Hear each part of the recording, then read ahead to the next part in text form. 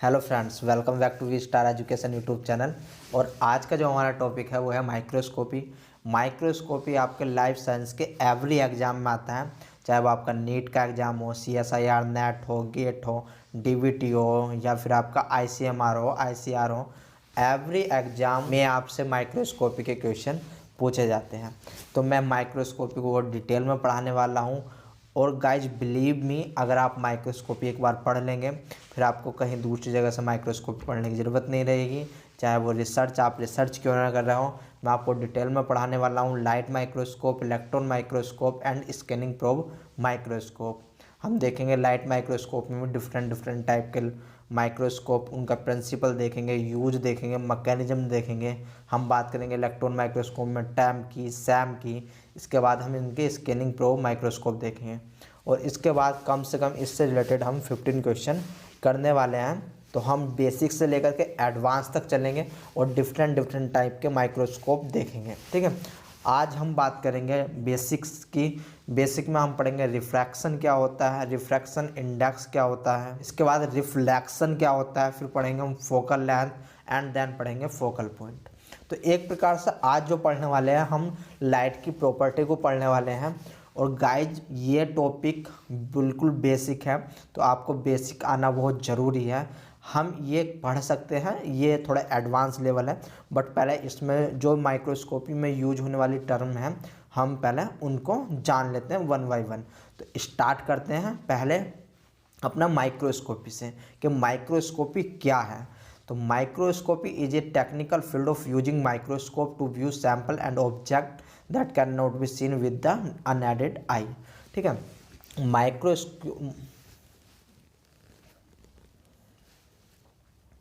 Microscopy science का वह technical field है जिसके थ्रू हम माइक्रोस्कोप की सहायता से छोटे छोटे अपने सैंपल यानी कि ऑब्जेक्ट देख सकते हैं जो कि हमें अनएडेड आई से नहीं दिखाई देते। अनएडेड आई का मतलब होता है यहाँ पर नेकेड आई। इस समय जैसे मैं आपको देख रहा हूँ without any lens, without any proper instrument, तो ये मेरी कैसी है, ये नेकेड आई है। ठीक है, अगर मैं अपने आँख पे चश्मा, गूगल्स पहन लूँ या फिर किसी माइक्रोस्कोप की सहायता से देखूँ तब वो मेरी आँख हो जाएगी एडेड आई। ठीक है, तो अनएडेड आई को बोला गया है यहाँ पर नेकेड आई। ठीक है, माइक्रोस्कोपी साइंस की वो ब्रांच है जिसमें हम माइक्रोस्कोप की सहायता से ना दिखने वाले छोटे छोटे ऑब्जेक्ट को देख सकते हैं। ठीक है, तो याद रखना माइक्रोस्कोपी। आगे बढ़ते हैं और देख लेते हैं कि माइक्रोस्कोप क्या होता है। A microscope is an instrument that make an enlarged image of a small object, thus the revealing detail too small to be seen by the unaided eye। यानी कि माइक्रोस्कोप एक इंस्ट्रूमेंट है जिसकी सहायता से हम ना दिखने वाले छोटे छोटे लिविंग ऑर्गेनिज्म भी हो सकते हैं, नॉन लिविंग भी हो सकते हैं।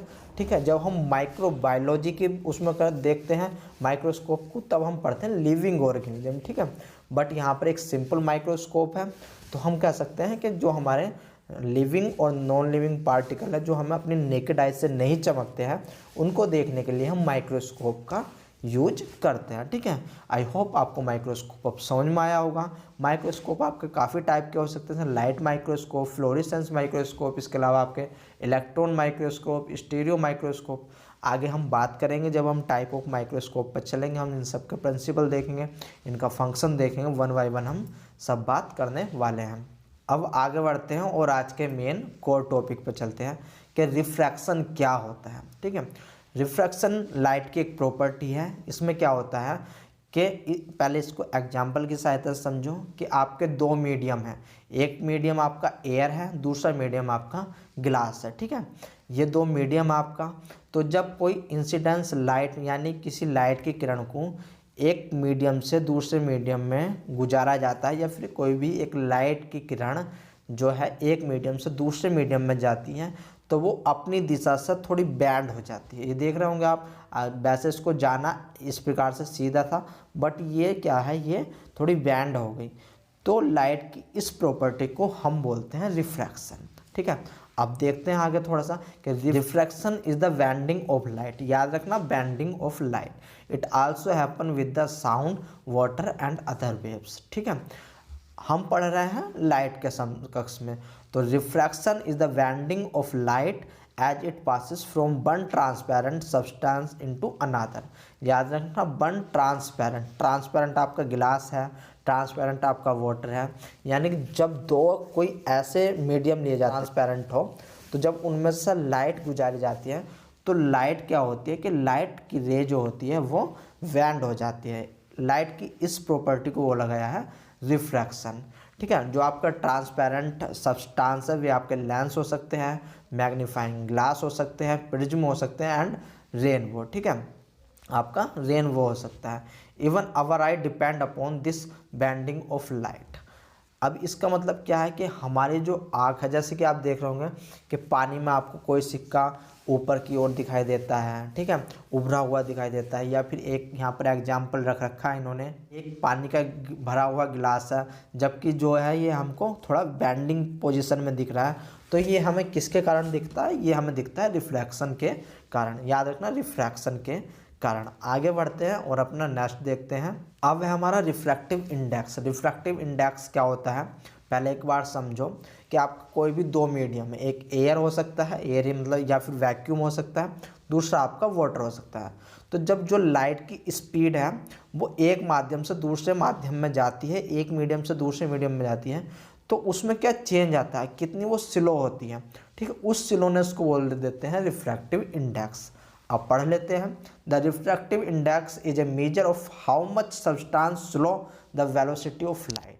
जब लाइट एक मीडियम से दूसरे मीडियम में गुजारी जाती है तो लाइट की वेलोसिटी में क्या चेंज आता है, कितनी स्लोनेस आती है, वो कहलाती है आपकी रिफ्रैक्टिव इंडेक्स। इसको एन से शो करते हैं। ठीक है, इसका फार्मूला वैसे तो आपके एग्जाम में नहीं आता, बट याद रखना, स्पीड इन वैक्यूम यानी कि जो आपका पहला मीडियम है, then speed in the medium. ठीक है, जो आपका दूसरा मीडियम है, याद रखना, जो आपका पहला मीडियम है वो ऊपर आएगा, जो दूसरा मीडियम है वो नीचे आएगा। ठीक है, गिलास के लिए अलग हो सकता है, एयर के लिए अलग हो सकता है, वाटर के लिए अलग हो सकता है। ठीक है, थोड़ा आगे चलते हैं। The direction and magnitude of bending are the determined by the refractive indexes of the two media form in the interface. ठीक है, तो सिंपल सा मतलब है कि आपके जो दो मीडियम होते हैं उन पर डिपेंड करता है आपका रिफ्रैक्टिव इंडेक्स। थोड़ा सा आगे बढ़ते हैं। आई होप आपका रिफ्रैक्टिव इंडेक्स समझ में आया होगा।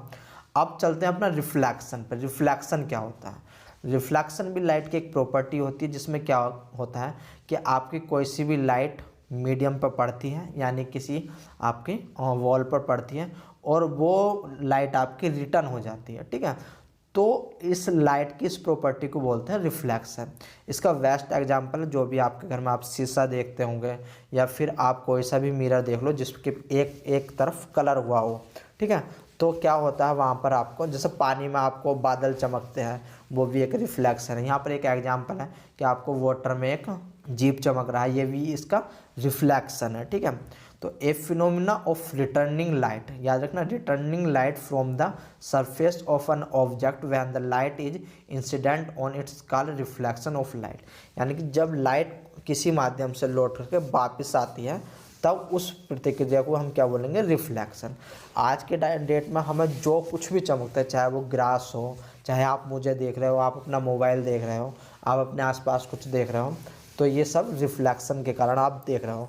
क्या हो रहा है कि वहाँ पर लाइट पड़ रही है और वो लाइट की जो रे है, जो लाइट की बीम है, वो आपकी आँख की कॉर्निया पर जा रही है, जहाँ पर वो प्रतिबिंब बना रही है, और वो प्रतिबिंब आपके नर्वस सिस्टम में जा रहा है, जिस वजह से आपको वो वस्तु या फिर थिंग्स आपको चमक रही है। ठीक है, तो आई होप रिफ्लेक्शन प्रॉपर्टी भी आपको समझ में यहाँ पर आ गई होगी। ठीक है, अब लाइट की कुछ और प्रॉपर्टी होती है, वो भी देख लेते हैं।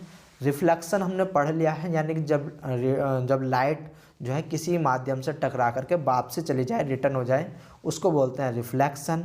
रिफ्रैक्शन क्या होता है कि जब कोई लाइट एक माध्यम से दूसरे माध्यम में जाती है तो वो कुछ बैंड हो जाती है। ठीक है, जो उसकी रे होती है वो बैंड हो जाती है। लाइट की इस प्रॉपर्टी को हमने बोला रिफ्रैक्शन।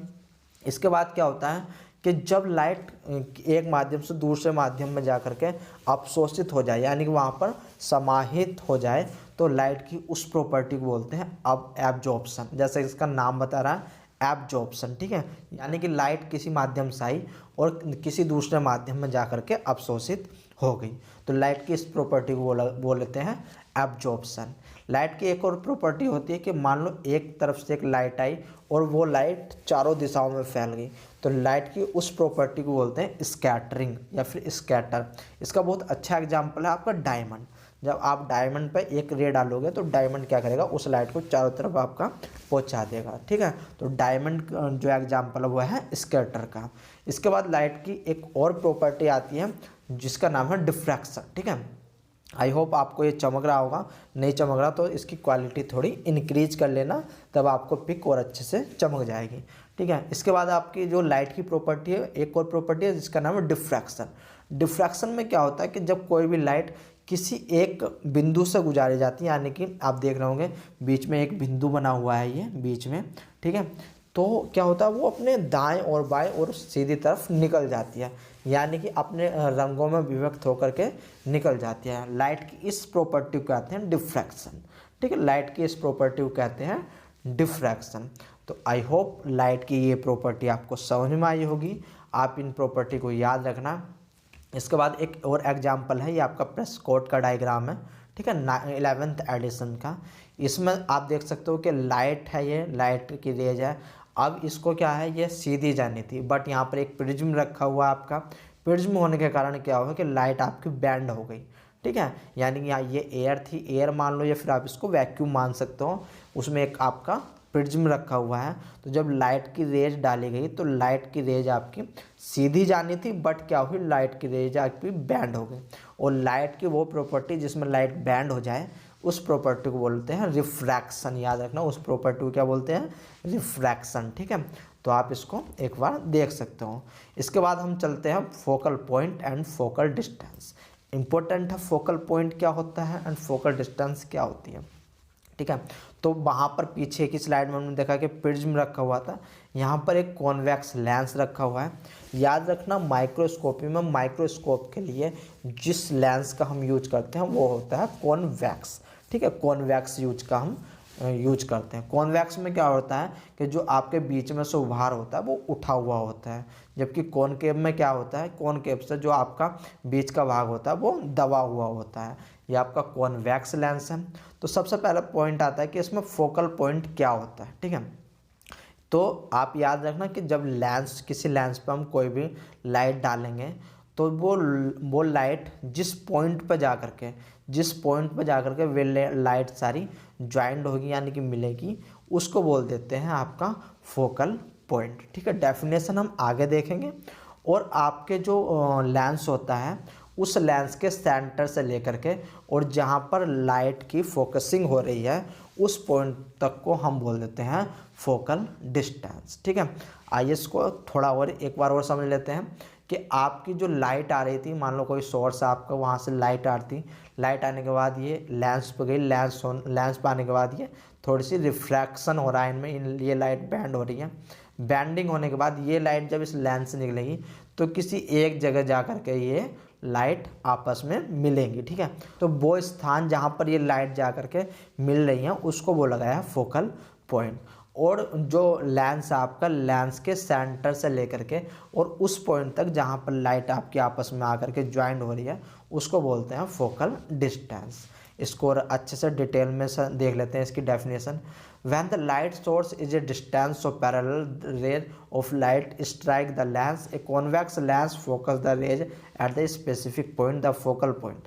यानी कहने का मतलब क्या है, यहाँ इस लाइन का देखो कि एक convex lens focus the ray at a specific point, the focal point, उसको बोला गया है इन्होंने फोकल पॉइंट। यानी आप देख रहे हो कि जो कॉन्वेक्स लेंस है वो जो आपकी रेज है एक फोकस पॉइंट पर ला करके उन्होंने मिला रहा है, उसको बोला है इन्होंने फोकल पॉइंट, ठीक है। The distance between the centre of the lens and the focal point is called the focal length. यानी कि आपकी जो आपका कॉन्वेक्स लेंस का सेंटर है और आपका जो फोकल पॉइंट है उसके बीच की दूरी को इन्होंने क्या बोला है, फोकल लेंथ। जो फोकल पॉइंट है आपका उसको डिनोट करते हैं कैपिटल एफ से, और जो आपकी फोकल लेंथ है उसको डिनोट करते हैं स्मॉल एफ से, ठीक है। ये बात आपको याद रखनी है। इसके बाद ये लेक्चर आपका यहीं पर ही समाप्त होता है।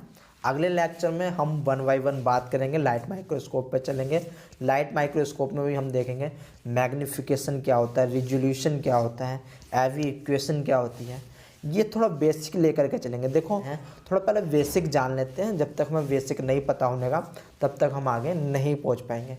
फिर इसके बाद हम पढ़ेंगे कि जो माइक्रोस्कोप के पार्ट होते हैं, कौन से पार्ट का क्या कार्य होता है, देन उसके बाद हम माइक्रोस्कोप पर चलेंगे। तो ये आपकी छोटी छोटी वीडियो हैं, ये आपकी हेल्प करेंगी एवरी एग्जाम में, ठीक है। तो इनको आप याद रख सकते हो। तो इसी के साथ ये लेक्चर यहीं पर समाप्त होता है। ये लेक्चर आपका डीवीटी हो, CSIR हो, गेट हो, आपका ICAR, ICMR या फिर नीट हो, 1 डे एग्जाम लाइफ साइंस का कोई सा भी हो, ये आपका वहाँ पर काम आने वाला है, ठीक है। और जो इम्पोर्टेंट पॉइंट है मैं उनको भी रखने वाला हूँ। तो आई होप गाइज ये लेक्चर आपकी समझ में आया होगा। अगर लेक्चर समझ में आया है तो चैनल को लाइक करें, सब्सक्राइब करें और अपने दोस्तों के साथ शेयर करना ना भूलें, ठीक है। इसी के साथ टाटा एंड बाय बाय।